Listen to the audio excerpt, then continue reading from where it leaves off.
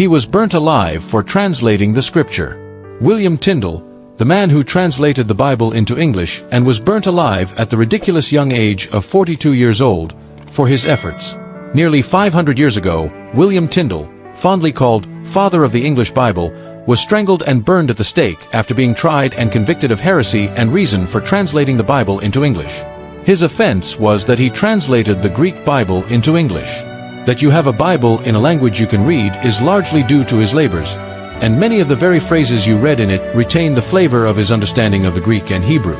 A graduate of Oxford and Cambridge, Tyndale had a powerful desire to make the Bible available even to the common people in England, in order to correct the biblical ignorance of the priests.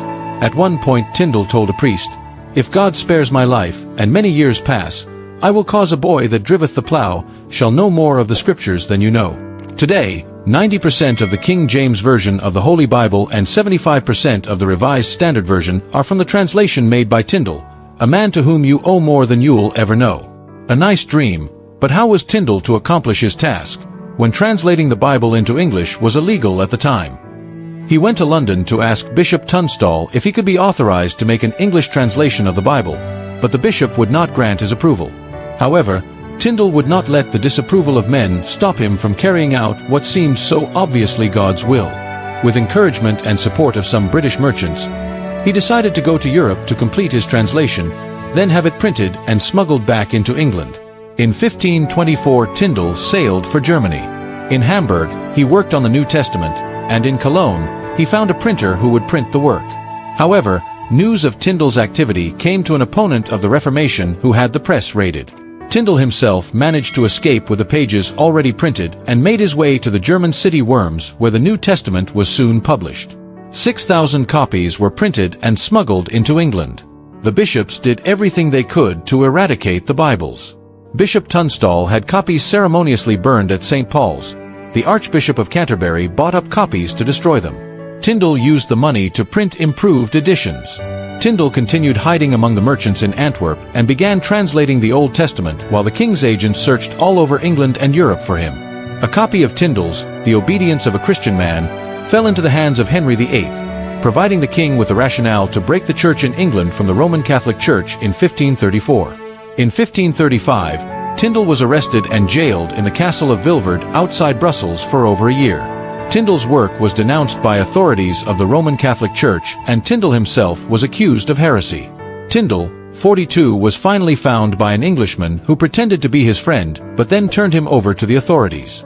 After a year and a half in prison, he was brought to trial for heresy, for believing, among other things, in the forgiveness of sins and that the mercy offered in the gospel was enough for salvation. In August 1536, he was condemned and was executed, burned alive at the stake. Publicly on October 6, 1536, in a small town in Belgium. As he burnt to death, Tyndale reportedly said, "Lord, open the King of England's eyes." Was his prayer answered? Yes. The prayer was answered first in part when 3 years later, in 1539, Henry VIII required every parish church in England to make a copy of the English Bible available to its parishioners. Today, Tyndale's prayer is fully answered. Not only are the king's eyes opened, but the Bible a universal instrument.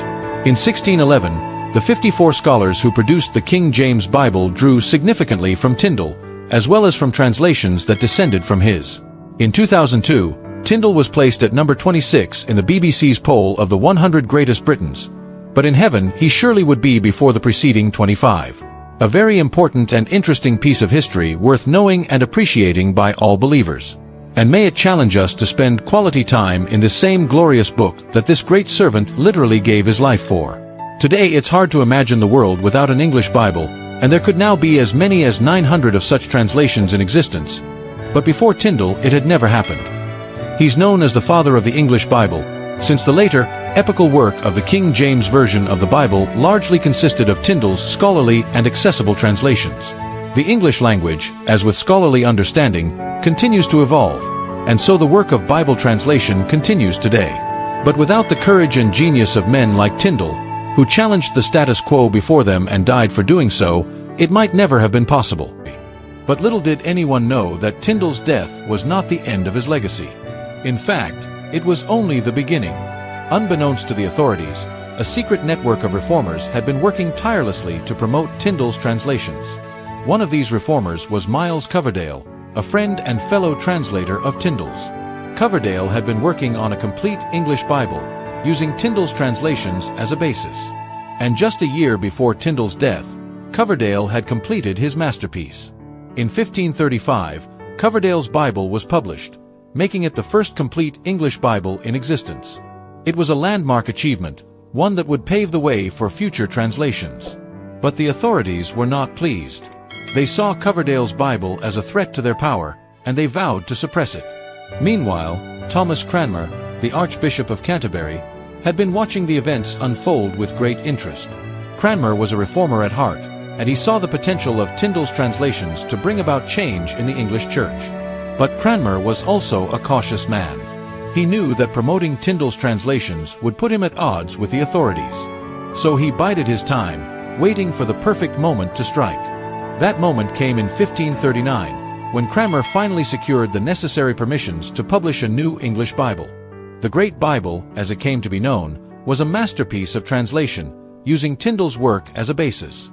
It was a bold move, one that would change the course of English history. The Great Bible was a declaration of independence, a statement that the English Church would no longer be bound by the shackles of Rome. The publication of the Great Bible sent shockwaves throughout Europe. The authorities were outraged, but the people were thrilled. For the first time in history, the English people had access to the scriptures in their own language. It was a revolution, one that would change the course of English history forever. And William Tyndale, the brave and visionary translator, was the catalyst for it all. His legacy lived on, inspiring generations of reformers and translators to come. But the story doesn't end there. The Great Bible was just the beginning, a precursor to even greater things to come. Over the next century, more Bible translations would follow, each building on Tyndale's pioneering work. The Geneva Bible of 1560, the Bishop's Bible of 1568, and finally, the King James Bible of 1611. And so, William Tyndale's legacy lives on, a testament to the power of courage and conviction. He gave his life for the sake of the gospel, and his legacy continues to inspire and transform lives to this day. Thanks for watching Faith Tonic. Don't forget to like, comment, and share this video.